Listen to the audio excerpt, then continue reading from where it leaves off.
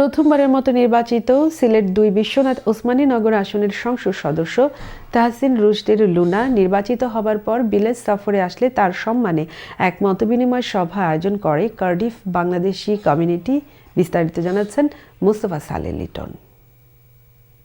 সিলেট ২ বিশ্বনাথ ওসমানী নগর থেকে নির্বাচিত মাননীয় সংসদ সদস্য তাহসিনা রুশদী লুনার যুক্তরাজ্য আগমন উপলক্ষে কার্ডিফে বসবাসরত বাংলাদেশি কমিউনিটির সাথে এক মত বিনিময় সভা ১৬ জুলাই কার্ডিফ বাংলাদেশ সেন্টারে অনুষ্ঠিত হয়।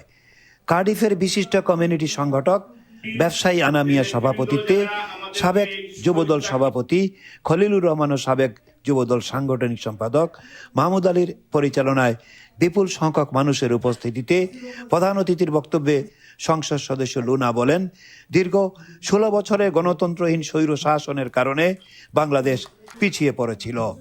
জনগণের ক্ষমতা জনগণের হাতে ফিরিয়ে দিয়ে সবার আগে বাংলাদেশ, এই অঙ্গীকারকে সামনে রেখে নতুন বাংলাদেশের যাত্রা শুরু হয়েছে।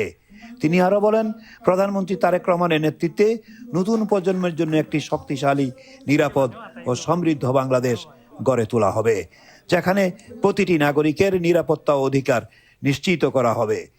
নিজ নির্বাচনী এলাকার উন্নয়ন প্রসঙ্গে তিনি বলেন, বিশ্বনাথ ও ওসমানী নগরের বিভিন্ন সমস্যা সম্পর্কে তিনি অবগত রয়েছেন এবং বর্তমান মেয়াদের মধ্যেই সেগুলোর বাস্তবসম্মত সমাধান করবেন। সবার সহযোগিতা আমরা চাই, যাতে আপনারা সকলের সহযোগিতা করেন এবং এটা বুঝতে পারেন যে আপনাদেরকে সময় দিতে হবে। বক্তব্য রাখেন কার্ডিফ সিটি কাউন্সিলের councillor Ali Ahmad, councillor Saleh Ahmad, community ব্যক্তিত্ব আহাদ চৌধুরী, রফিকুল ইসলাম, আব্দুল কাদির মিয়া, আহমদ আলী, কামরুজ্জামান, ইঞ্জিনিয়ার মতিউর রহমান, জিল্লুল চৌধুরী, সৈয়দ আশরাফ আলী, আবুল কালাম ও জুবের আহমদ চৌধুরী সহ বিএনপি ও যুবদলের বিভিন্ন পর্যায়ের নেতৃবৃন্দ।